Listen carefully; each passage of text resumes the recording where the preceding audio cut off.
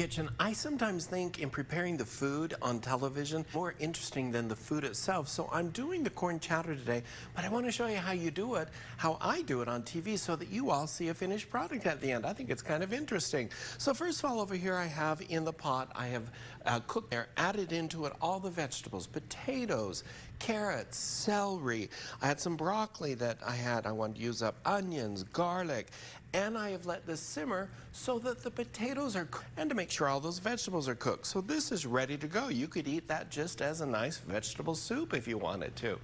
As far as adding into what really makes it a chowder, the milk, I have a bowl here and I'm going to create, you know, kind of a little type of a roux.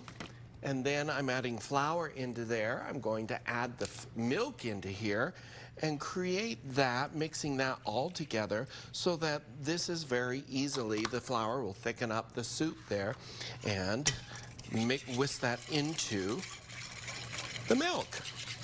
So there we go. I'm creating a slurry now with the flour and the milk. The milk is cold, so it's not going to thicken up. And we'll add that into our corn chowder here. And the flour in there is going to thicken it up so that we have a nice creamy base and give it that beautiful creamy texture that chowders do. Now also I want to show you a little trick that I love with salads. I have a big salad right here that's ready to go. And I'm going to, instead of give that a little sprinkling on there because the salt does something really cool, guys. I'll explain and we'll finish it up when I come back. Yeah, that does look great. Yeah, we'll be. Okay, Chef Bryan's helping us get in Super Bowl mode. You know kind of a nice rainy day chowder today. Oh, it's perfect for today, just perfect and so easy. You all can make this for dinner tonight. Let me show you now. When I first started cooking, this has been, 2.5 decades ago almost, I didn't thicken a soup. I created a slurry to thicken the soup. And I remember I got hate mail from some chef that how dare I do this, with a slurry rather than a roux and all this kind of stuff. And since that time, it traumatized me, but since that time, I have learned there are so many different ways to cook and cook correctly. There is not one particular way that it has to be done. So this chowder, for TV purposes, like I was showing you earlier, which I think is more fun sometimes than the actual dish to see how it's done, was thickened with a slurry that was mixed in the flour with the milk and then poured into it.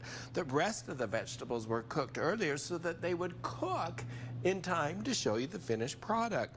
So, however you choose to do it, it's just fine. It's going to be delicious, wonderful, your family's going to love it, and the house is going to smell amazing. I love it.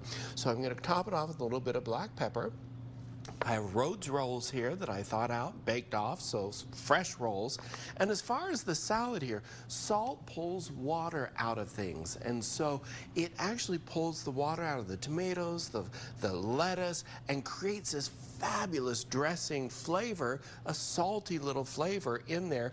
And I love that. Drizzle some olive oil over the top of it, and you have an amazing salad that's going to be already dressed in its own liquids from the salt. It's a great idea. And of course you can use any kind of dressing that you choose.